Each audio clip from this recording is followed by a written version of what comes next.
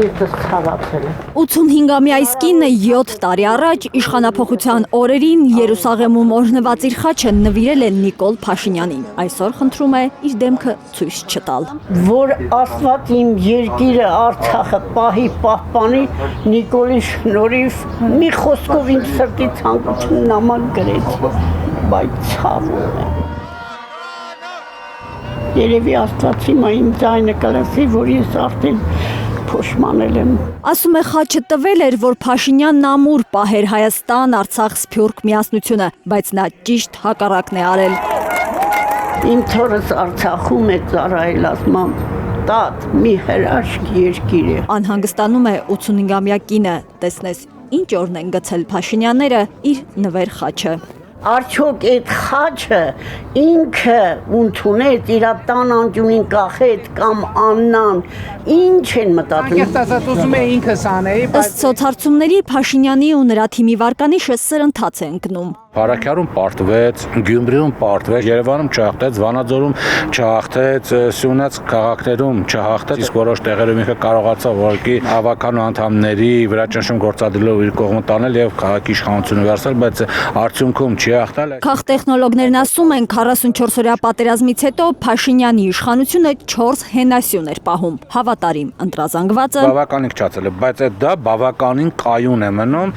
Դատաիրավական համակարգը, որ վերածվել է Փաշինյանի պաշտպանության բանակի, ցույցեր է ցրում, գործեր կարում։ Անդիմադիրների դեմ Երրորդ հենասյունը ըստ քաղտեխնոլոգների ընդդիմադիր մի թև է։ Այն ընդդիմությունը, որ գրպանային չէ, բայց շատ դեպքերում իրեն աջակցում է չցանկանալով մեկ այլ ընդդիմադիր շարժման ուղղակի իշխանության գալը, դա իր գրպանի ընդդիմությունը չէ։ Իր գրպանային ընդդիմությունը կա, բայց դա իր հենասյուններից չէ։ Փաշինյանի իշխանությունը պահող 4-րդ հենասյունը այն քաղաքական ֆինանսական աջակցությունն էր, որը նա ստանում էր Միացյալ Նահանգներից։ Այդ սյունը հիմա փլված է, շարունակում է քաղտեխնոլոգը։ Նա ուներ 4 սյուն, որից 3-ը մնացել է, մեկը այլևս չկա։ Իսկ դա ինչքանով է վճռորոշ, այսինքն խարխլելու նաև մյուս։ Չասենք 100%-անոց կան համայնքներ, որտեղ ինքը այնուամենայնիվ կարողանում է դերոցախտել, կախված է նրանից, թե համայնքը ինչ հեռավորություն ունի մայրաքաղաքից, այդտեղ լրատվական